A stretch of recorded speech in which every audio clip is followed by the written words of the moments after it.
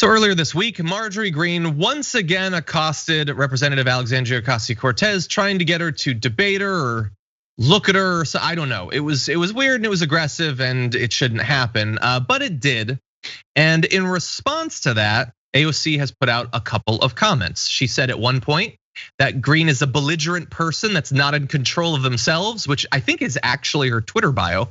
But anyway, she also said, I used to work as a bartender, and these are the kinds of people that I threw out of bars all the time. She also, by the way, talked not just about Greene, but about Ted Yoho, who called her an effing bitch. It's weird that I can say that part, but not the first part, after talking with her. To that comment, Marjorie Greene had a witty comeback, saying, AOC, you've never thrown anyone out of a bar. You're too scared to talk to anyone. You're too weak and afraid to debate me and your own socialist policy that would plunge your own constituents into poverty. You only know how to hide and play victim. Marjorie Greene has spent all week implying that she is the biggest victim in the world because AOC won't make a YouTube video with her, but it's AOC.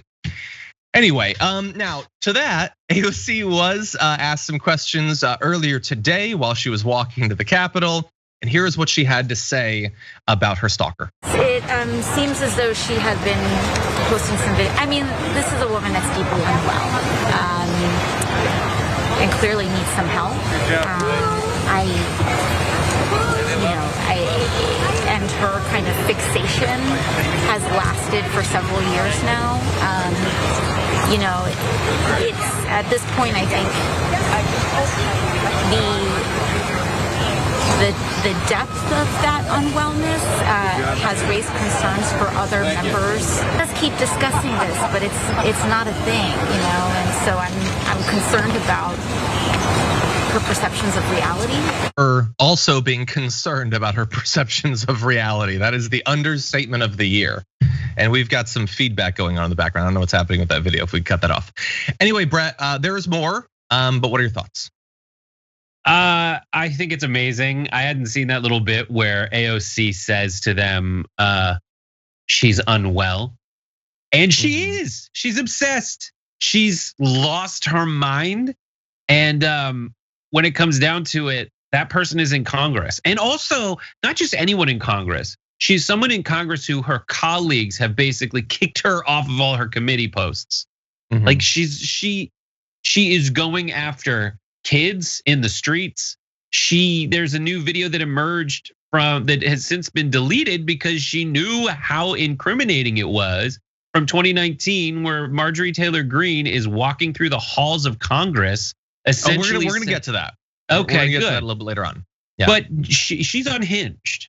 Marjorie Taylor Greene is unhinged. And of course she is, and she's proudly that. Part of that is how she got elected in the first place. And listen, when it comes to the way people behave in Congress, a lot of us look at the way they've behaved since the dawn of time, perceivedly, but it hasn't always been this way. But they look at the way they behave in the halls of Congress and they're talking in a different language. That our representatives, the way they speak is not representative of us.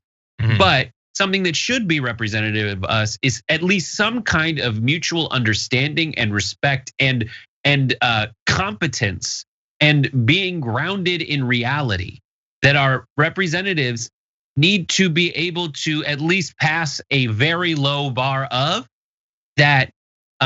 Marjorie Taylor Greene has turned into, like, the bar is just barely off the ground, but Marjorie Taylor Greene has turned into this sludge that she's very obviously made of to still somehow manage to be below that bar.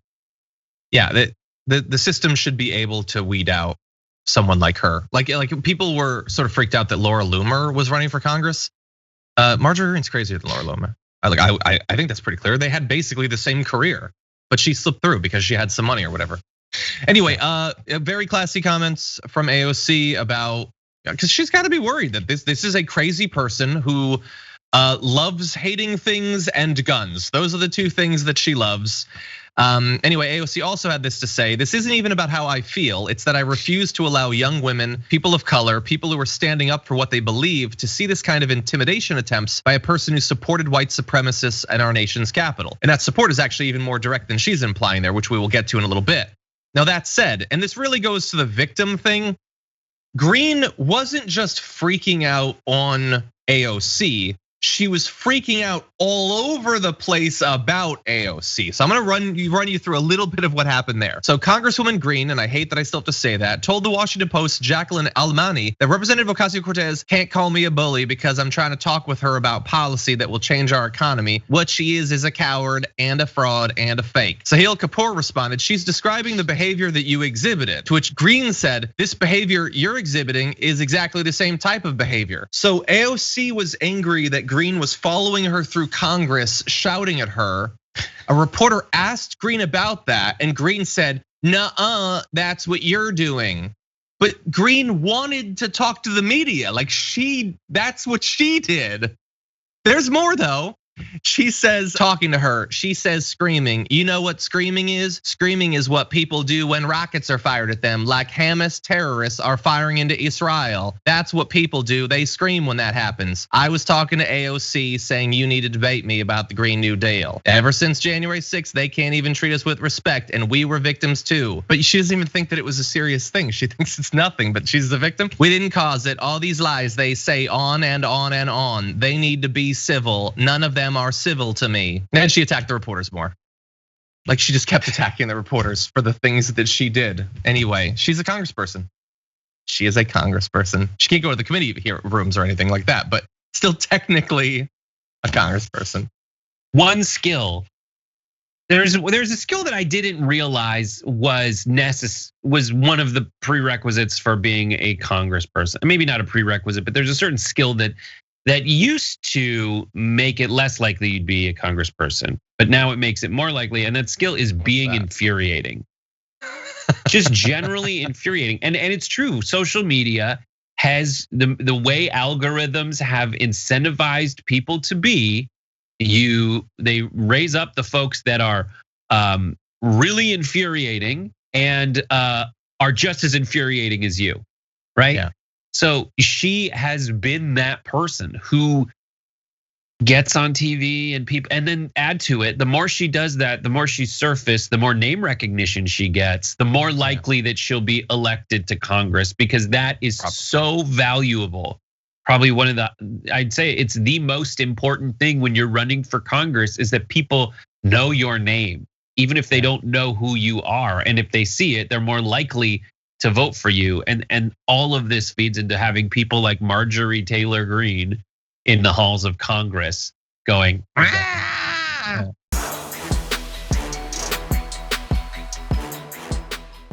For more political news breakdowns, interviews, stories of activism, and me trying my hardest to care about the occasional big celebrity news story, subscribe to our YouTube channel at youtube.com/The Damage Report. And you can ring the bell wherever it is so you don't miss anything.